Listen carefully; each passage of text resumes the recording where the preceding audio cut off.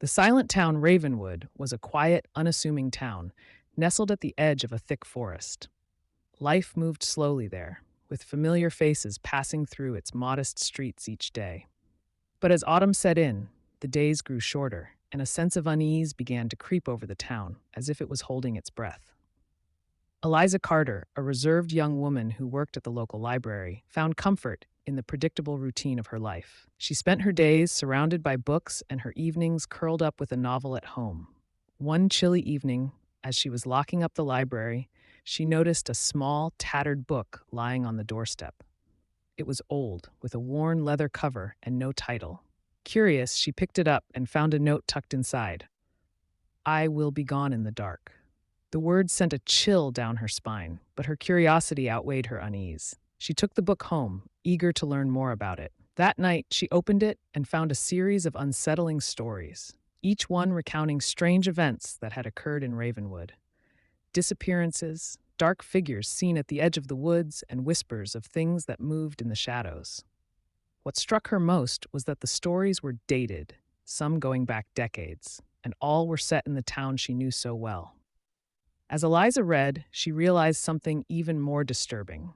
The last story was dated only a few days ago, and it detailed the disappearance of a young woman named Lucy Palmer. Eliza remembered Lucy as a local girl who worked at the bakery. She hadn't heard about any recent disappearances, yet the story described how Lucy had been seen heading into the woods one evening and never returned. The next day, Eliza asked around town, hoping to learn more about Lucy's disappearance, but no one seemed willing to talk. People's faces darkened when she mentioned Lucy, and the conversations quickly turned to other topics. Even the sheriff dismissed her questions, insisting that there was nothing to worry about. But Eliza could sense fear in their eyes, a fear that suggested they were hiding something. As she returned to the library that evening, the book felt heavier in her hands, as if it carried the weight of secrets no one wanted to uncover. Something dark was lurking beneath the surface of Ravenwood, and Eliza was determined to find out what it was. Shadows in the woods. Eliza's curiosity grew stronger after reading the mysterious book. She needed answers about Lucy Palmer and the other strange disappearances in Ravenwood. But when she began asking around, she found herself met with resistance. People avoided her questions, their faces tightening at the mention of Lucy's name. Even Sheriff Mallory, usually a straightforward man, was dismissive, insisting that nothing was wrong.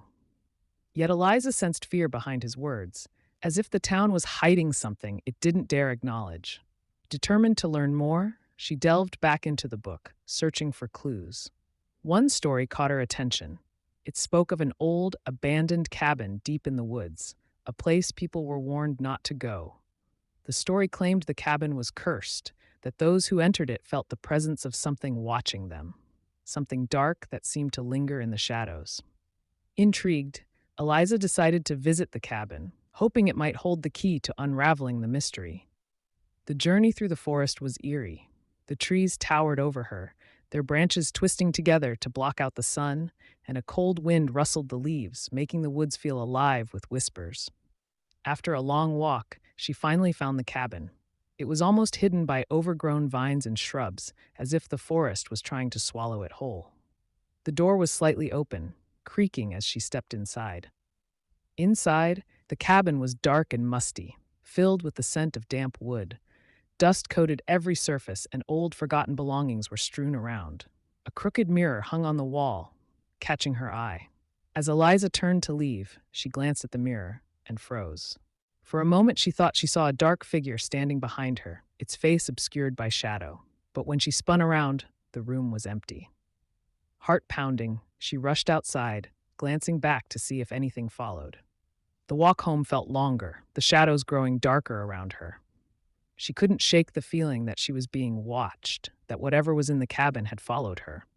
That night, sleep was elusive, her mind replaying the moment in the mirror. Eliza knew now that there was something real and dangerous hidden in the woods, something connected to the disappearances. But she couldn't stop herself. She needed to uncover the truth, even if it meant facing the darkness head on. The Dark Watcher. Over the next few days, Eliza immersed herself in the book, desperate to piece together the mystery. Each story hinted at something sinister lurking in Ravenwood, a dark presence that seemed to emerge whenever someone vanished. The more she read, the clearer it became. The disappearances were not isolated incidents, but part of a pattern spanning decades. Every story described sightings of a dark figure, always seen at the edge of the woods, shrouded in shadow. It was as if the darkness itself was alive, watching and waiting. Eliza's investigation, however, was met with increasing resistance. When she spoke to the townspeople, they grew uneasy, offering vague answers before quickly changing the subject. Even Sheriff Mallory, who had previously been indifferent, seemed to grow colder. He warned her not to involve herself, saying there were things best left alone. But Eliza sensed he was hiding something, as if he, too, was afraid of whatever haunted the town. One evening, as Eliza pored over the book again, she discovered a loose page tucked in the back. It was a letter, written in hurried, shaky handwriting. "They see me even now," it read. "I can hear them in the dark, whispering my name. I will be gone in the dark, just like the others. Do not let them find you." The letter was signed by Andrew Cole, a name Eliza did not recognize. Determined to learn more, she searched the town's archives and found an old newspaper article about Andrew Cole. He was a journalist who had investigated disappearances in Ravenwood decades ago, and he, too, had vanished without a trace. The letter was a chilling confirmation. Whatever had taken Lucy and the others had been active for years, and it seemed to silence anyone who got too close. That night, as Eliza walked home, she felt an eerie stillness in the air. The streets were unusually empty, the lamps casting long, flickering shadows. She quickened her pace, clutching the book tightly, but she could not shake the feeling that she was not alone. When she glanced over her shoulder, she saw it. A dark figure standing beneath a street lamp, its face hidden in shadow. Eliza's heart raced, and she ran the rest of the way home, not daring to look back. Inside, she bolted the door, her breath shaky. Whatever had been lurking in the stories was real, and now it had noticed her. She was no longer just reading the story, she was part of it. The vanishing light. Eliza knew she was running out of time. The dark presence that had been haunting Ravenwood had noticed her, and the book felt like a ticking clock. Each story had led her deeper into the town's secrets, and now she understood. The disappearances were not coincidences, but a curse that had gripped Ravenwood for decades. The figure in the shadows was real, and it was coming for her. Determined to end it, Eliza decided to confront the darkness directly. She returned to the cabin in the woods, hoping to find answers, or, at the very least, a way to stop whatever was stalking the town. This time, she wasn't alone.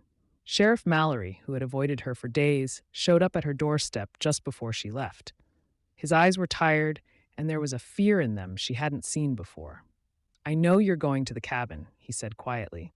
"I can't let you go alone." As they made their way through the dark forest, Mallory confessed what he had kept hidden. He told her about the rumors he'd heard when he was younger, about a dark presence that fed on fear, luring people into the woods where they would disappear forever. He admitted that the town had been aware of it for years, but had chosen to stay silent, believing that speaking about it would only draw its attention.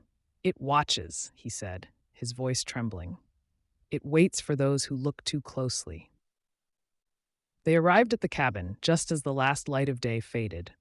Inside, the air was thick with an unnatural chill, and the mirror on the wall seemed to shimmer in the dim light.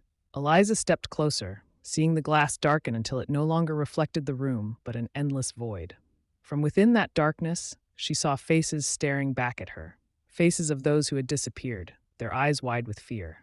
And then she saw it. The dark figure, emerging from the shadows in the mirror, slowly moving closer. Eliza knew what she had to do. She reached into her bag and pulled out the book. It was the key, the record of all who had been lost, and she believed it had the power to break the curse. With a steady hand, she hurled the book into the mirror. The glass shattered, and the room was consumed by a blinding white light. When the light faded, Eliza and Mallory found themselves standing in the empty cabin. The mirror was gone, and the suffocating darkness had lifted. Eliza picked up the book, now blank, its pages free of the haunting stories that had once filled them. As they walked back to Ravenwood, the first light of dawn broke through the trees, casting a warm glow over the town. The curse was broken, But Eliza knew the darkness wasn't truly gone. It had been driven back, but it would always be there, waiting. Ravenwood felt lighter, but its secret still lingered, buried deep beneath the surface. Eliza understood now that the darkness would return someday, but she was no longer afraid. The book had been her guide, and if the dark ever tried to come back, she would be ready to face it.